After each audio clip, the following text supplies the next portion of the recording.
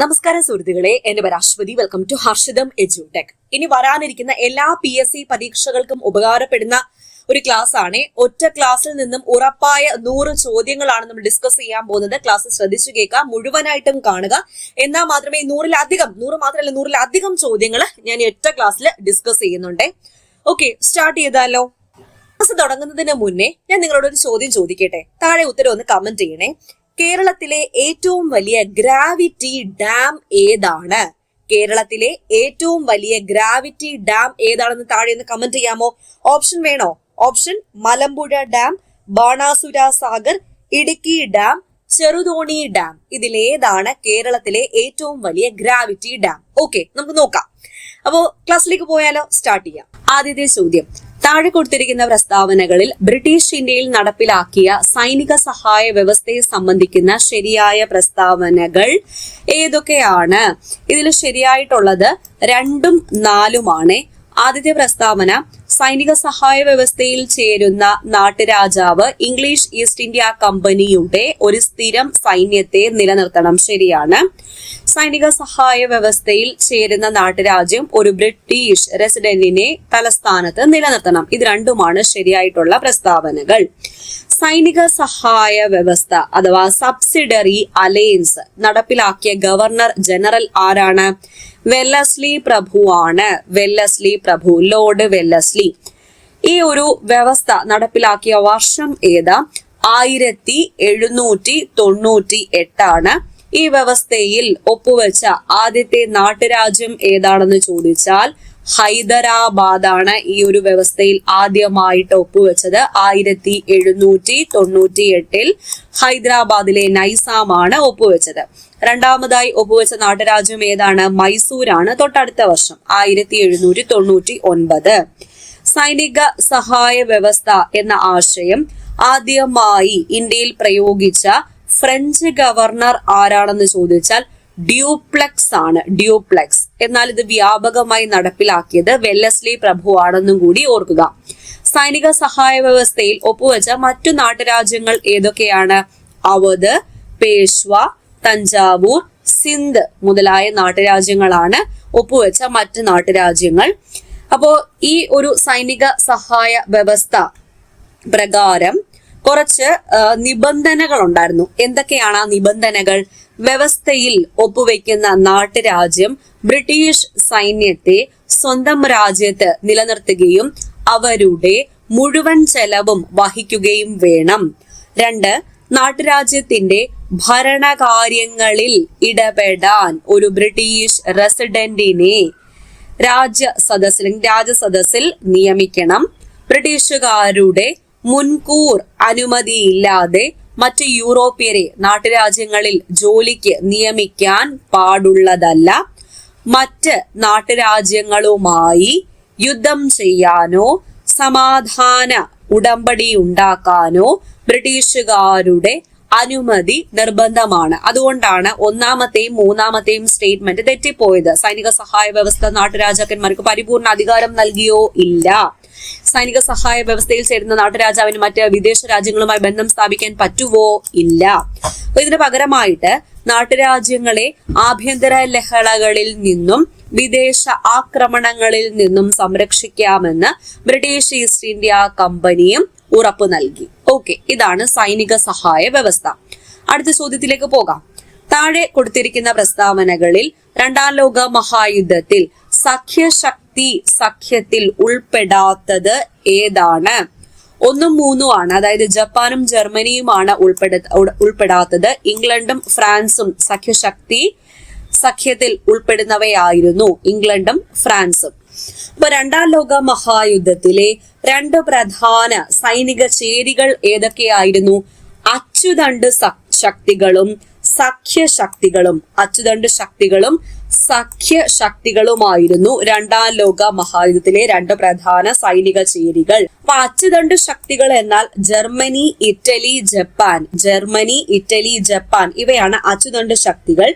സഖ്യശക്തികൾ എന്നാൽ Britain, France, China. പിന്നീട് Soviet യൂണിയനും അമേരിക്കയും സഖ്യശക്തികളുടെ കൂടെ ചേരുകയും ചെയ്തു. രണ്ടാം ലോക മഹായുദ്ധത്തിന് ആരംഭം കുറിച്ച സംഭവം എന്താണെന്ന് ചോദിച്ചാൽ ജർമ്മനിയുടെ പോളണ്ട് ആക്രമണമാണ്.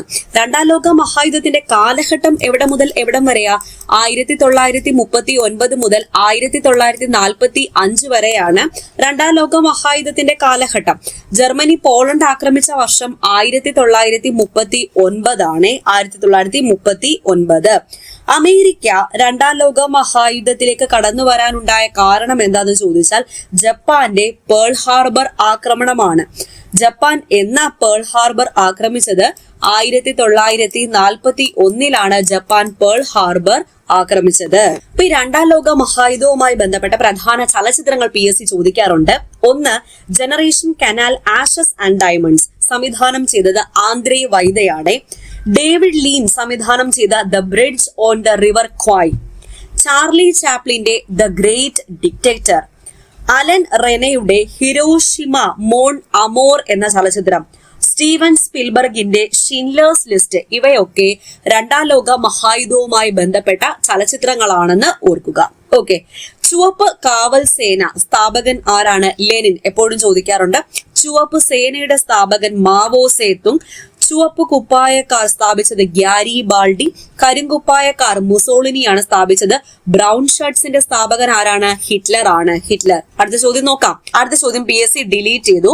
നാലാമത്തെ ചോദ്യം, താഴെ കൊടുത്തിരിക്കുന്ന വിവരണങ്ങളിൽ തമിഴ് സംഘകാലഘട്ടത്തിലെ രാജവംശങ്ങളിൽ ഉൾപ്പെടാത്തത് ഏതാണെന്ന് കണ്ടെത്തുക. ഉൾപ്പെടാത്തത് മൂഷക രാജവംശവും ആയി രാജവംശവുമാണ്. ബാക്കി രണ്ടും ഉൾപ്പെടുന്നവയാണ് ചോള രാജവംശവും ചേര രാജവംശവും. പ്രാചീന തമിഴകത്ത് ഭരണം നടത്തിയിരുന്ന രാജവംശങ്ങൾ ചേര, ചോള, പാണ്ഡ്യ. ഈ രാജവംശങ്ങളെ ഒന്നിച്ചു പറയുന്ന പേരാണ് മൂവേന്തന്മാർ. ചേരന്മാരുടെ തലസ്ഥാനം ഏതായിരുന്നു? വഞ്ചിയാണ്.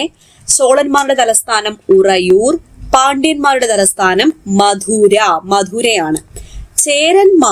ചേര രാജാക്കന്മാരെ കുറിച്ച് പറയുമ്പോൾ ഇവരെ പറ്റി പരാമർശിക്കുന്ന സംഘകാല കൃതി ഓർക്കുക. 10 എന്ന കൃതിയിലാണ് ചേര രാജാക്കന്മാരെ കുറിച്ച് പരാമർശിക്കുന്നത്. ഏറ്റവും പ്രശസ്തനായ ചേര രാജാവ് ആരാണെന്ന് ചോദിച്ചാൽ ചേരൻ ചെങ്കുട്ടുവൻ. കണ്ണകി ആരാധന അഥവാ പത്തിനി സമ്പ്രദായം ആരംഭിച്ചത് ചേരൻ ചെങ്കുട്ടുവനാണെന്ന് മനസ്സിലാക്കുക. ഈ ചേരന്മാരുടെ കാലത്ത് റോമക്കാരുമായി വ്യാപാരം നടന്നിരുന്ന പ്രധാന തുറമുഖമായിരുന്നു മുസിരിസ് അഥവാ കൊടുങ്ങല്ലൂർ തുറമുഖം. ചോളന്മാരുടെ പ്രധാന കേന്ദ്രം എന്ന് പറയുമ്പോൾ തഞ്ചാവൂർ, തിരുച്ചിറപ്പള്ളി മുതലായ മേഖലകളായിരുന്നു. ചോളന്മാരിൽ പ്രഗത്ഭനായ രാജാവായിരുന്നു കരികാല ചോളൻ. കാവേരി നദിക്ക് കുറുകെ ലോകത്തിലെ തന്നെ ഏറ്റവും പഴയ അണക്കെട്ടുകളിൽ ഒന്നായ കല്ലണை അണക്കെട്ട് നിർമ്മിച്ചത് ആരാണ്? കരികാല ചോളനാണ്. പാണ്ഡ്യന്മാർ സംഘം കൃതികളെയും അതുപോലെ തമിഴ് കവികളെയും ഏറ്റവും കൂടുതൽ പ്രോത്സാഹിപ്പിച്ച സംഘകാലഘട്ടത്തിലെ രാജവംശം ഏതാണെന്ന് ചോദിച്ചാൽ പാണ്ഡ്യന്മാരായിരുന്നു. പ്രശസ്തനായ പാണ്ഡ്യ രാജാവ് ആരാണെന്ന് ചോദിച്ചാൽ നെടുംചെഴിയനാണ്. ഓക്കെ. അടുത്ത ചോദ്യം നോക്കാം.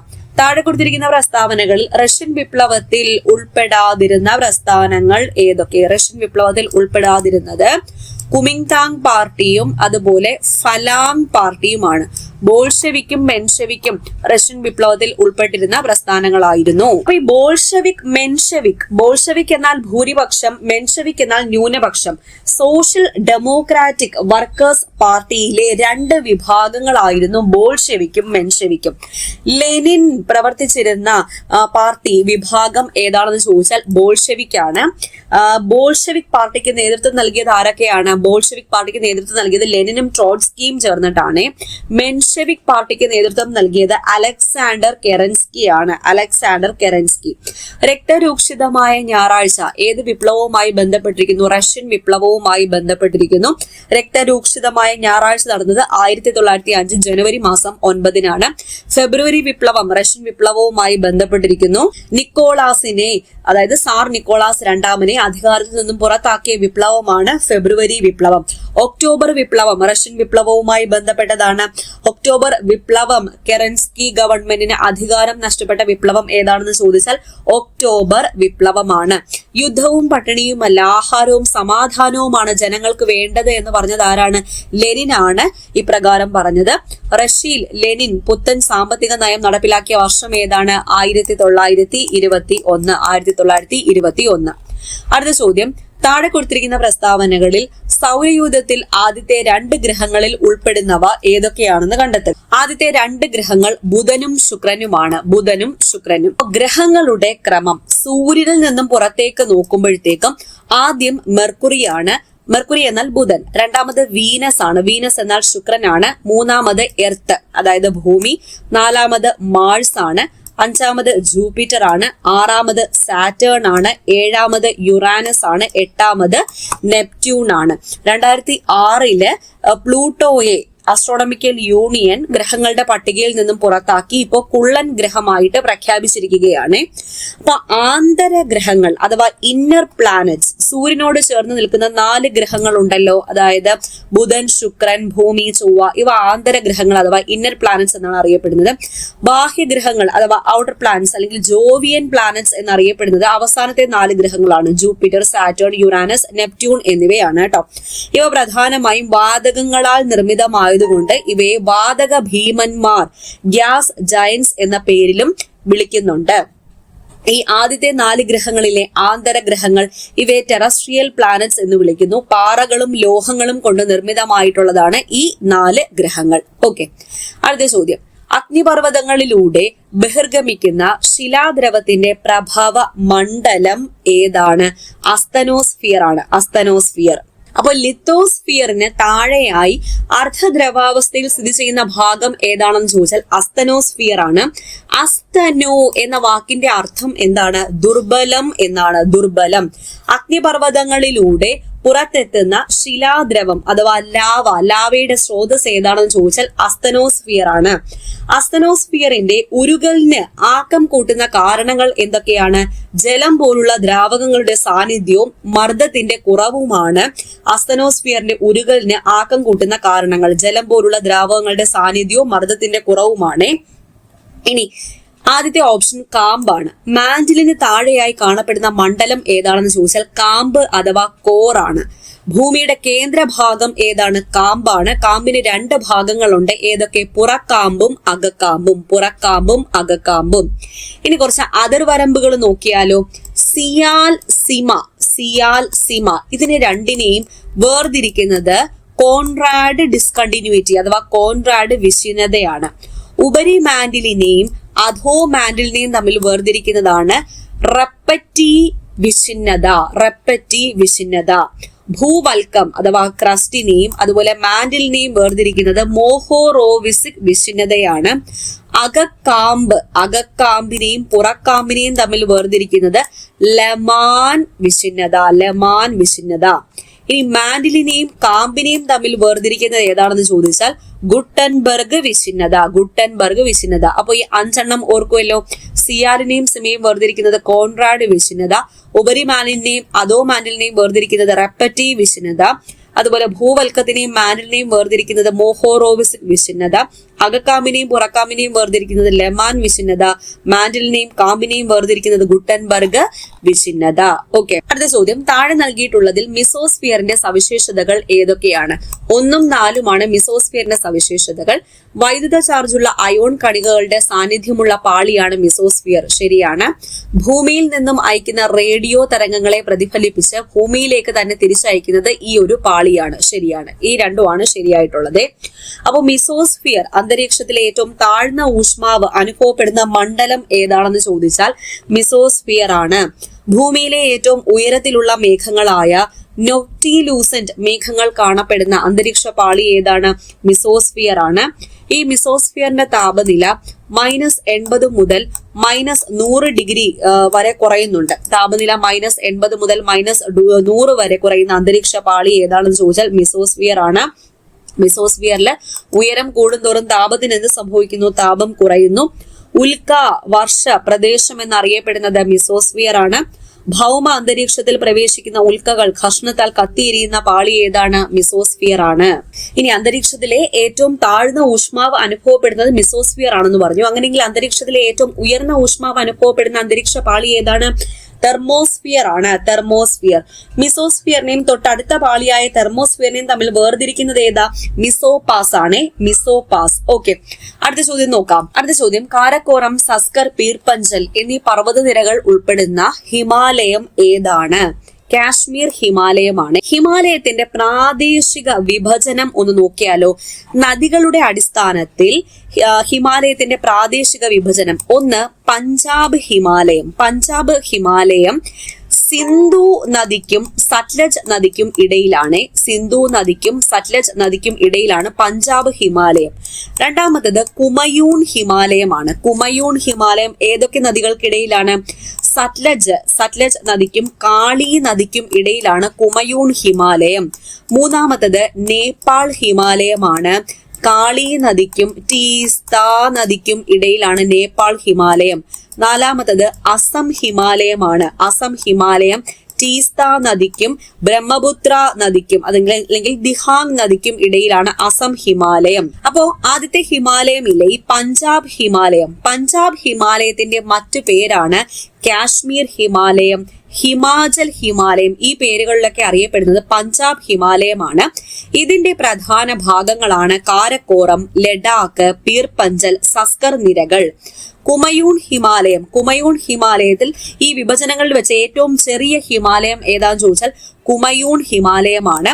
ഇതിൽ ഉൾപ്പെടുന്ന പ്രധാന കൊടുമുടികളാണ് നന്ദാദേവി, അതുപോലെ ബദ്രിനാഥ്, കേദാർനാഥ് എന്നിവയൊക്കെ കുമയൂൺ ഹിമാലയത്തിലാണ്.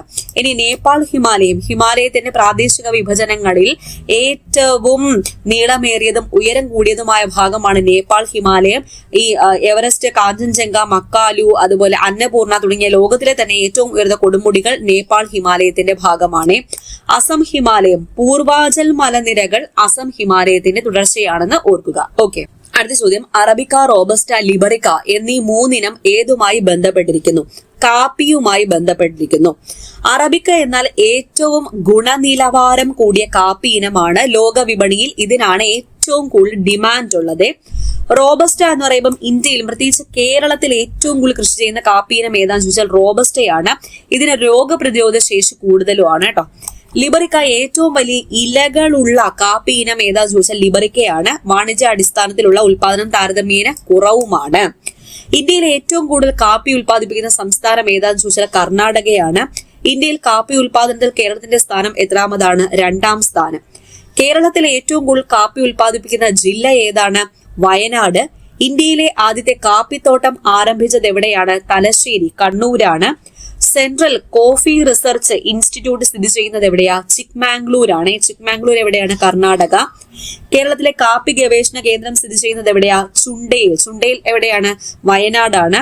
കോഫി ബോർഡ് ഓഫ് ഇന്ത്യയുടെ ആസ്ഥാനം എവിടെയാ? ബംഗളൂരു ആണ്. ബംഗളൂരു. ഓക്കെ, അപ്പൊ ഇത്രയും ക്വസ്റ്റ്യൻസ് ആണ് ഇന്ന് ഡിസ്കസ് ചെയ്തത്. മനസ്സിലായി എന്ന് വിചാരിക്കുന്നു. അടുത്ത ക്ലാസ്സിൽ വീണ്ടും കാണാം. Thank you.